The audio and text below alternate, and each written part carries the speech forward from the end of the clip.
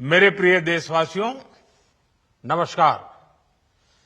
कल से शक्ति की उपासना का पर्व नवरात्रि का आरंभ हो रहा है। आप सभी को बहुत बहुत शुभकामनाएं।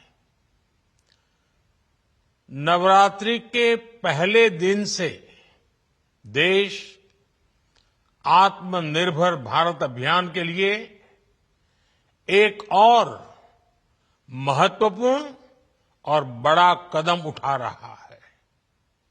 कल यानी नवरात्रि के प्रथम दिवस 22 सितंबर को सूर्योदय के साथ ही नेक्स्ट जनरेशन जीएसटी रिफॉर्म्स लागू हो जाएंगे। एक तरह से कल से देश में जीएसटी बचत उत्सव शुरू होने जा रहा है। इस जीएसटी बचत उत्सव में आपकी बचत बढ़ेगी और आप अपनी पसंद की चीजों को और ज्यादा आसानी से खरीद पाएंगे। हमारे देश के गरीब, मध्यम वर्गीय लोग, न्यू मिडिल क्लास, युवा, किसान, महिलाएं, दुकानदार, व्यापारी, उद्यमी, सभी को ये बचत उत्सव का बहुत फायदा होगा। यानी त्योहारों के इस मौसम में सबका मुंह मीठा होगा।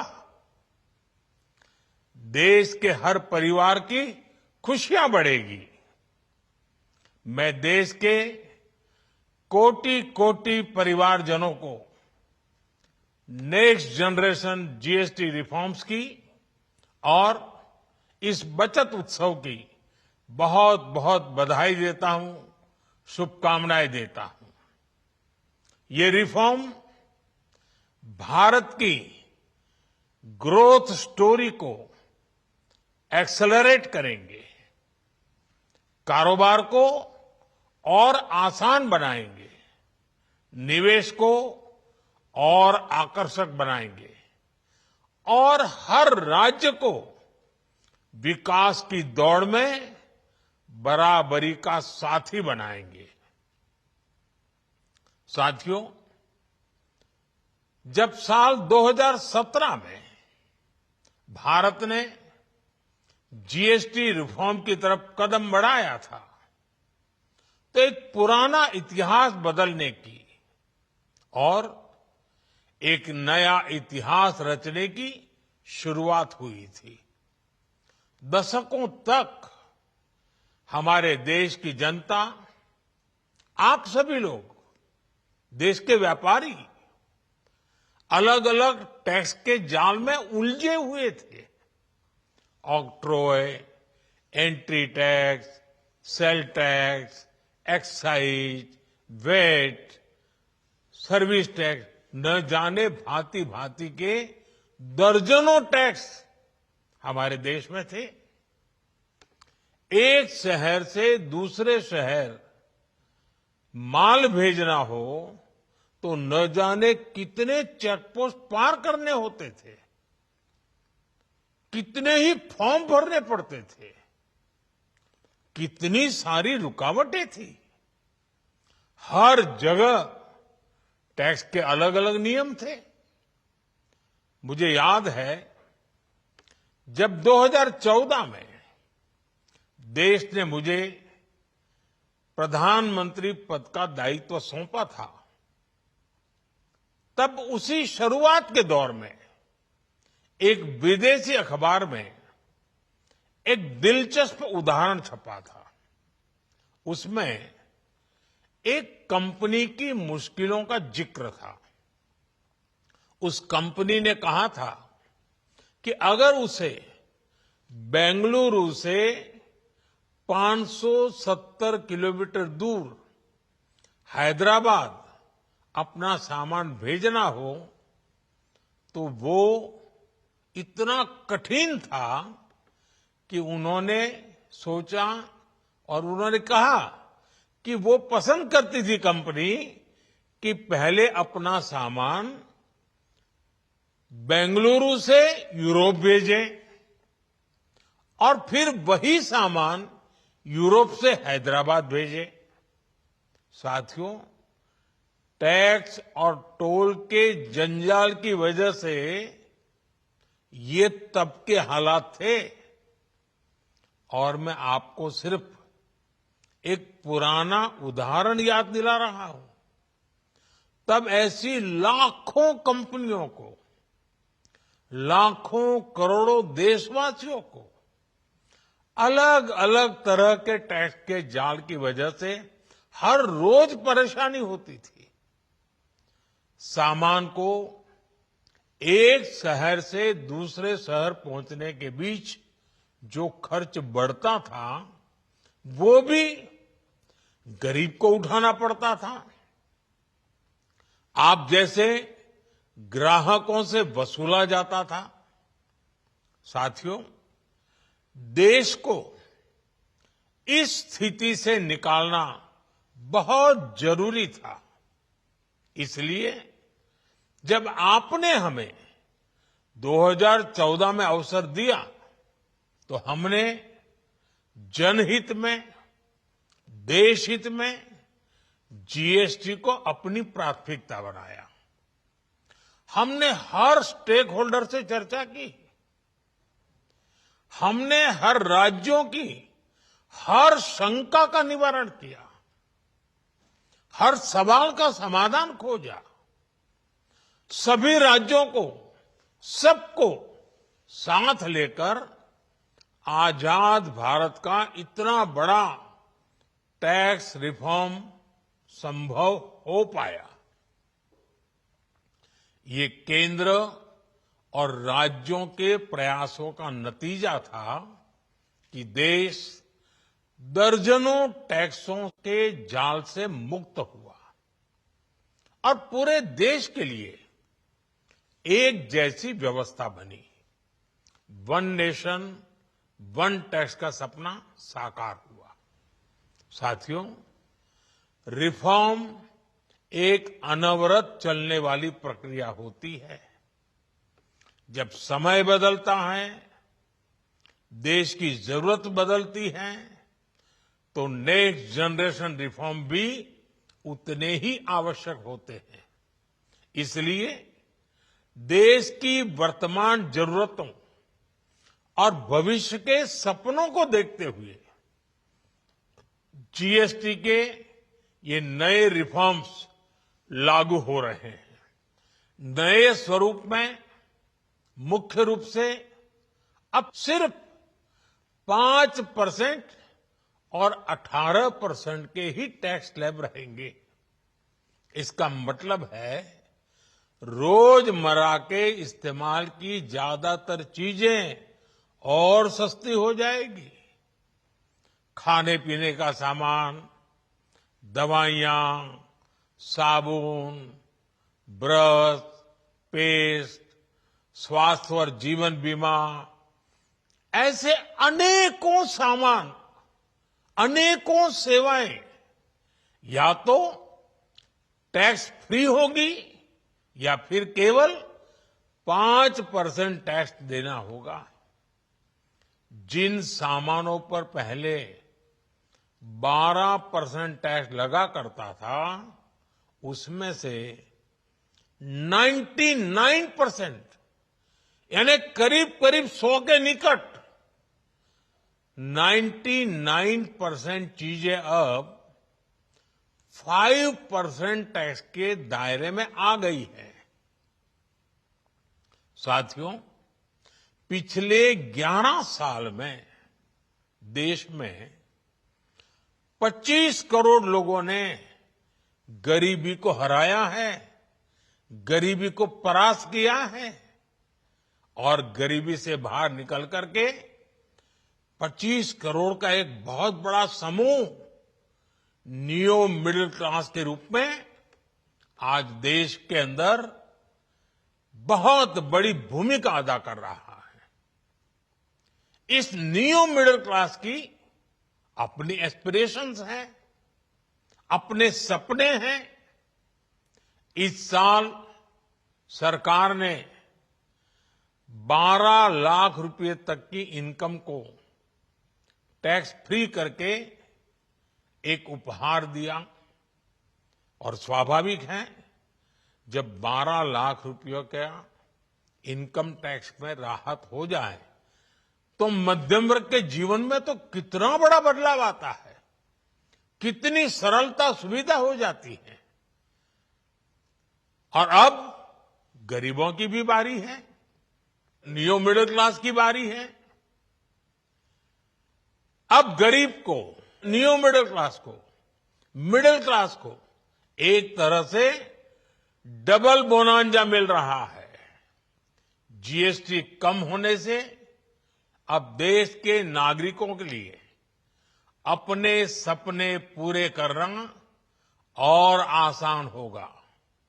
घर बनाना, टीवी, फ्रिज खरीदने की बात हो, स्कूटर, बाइक, कार खरीदना हो, ये सब पर अब कम खर्च करना होगा।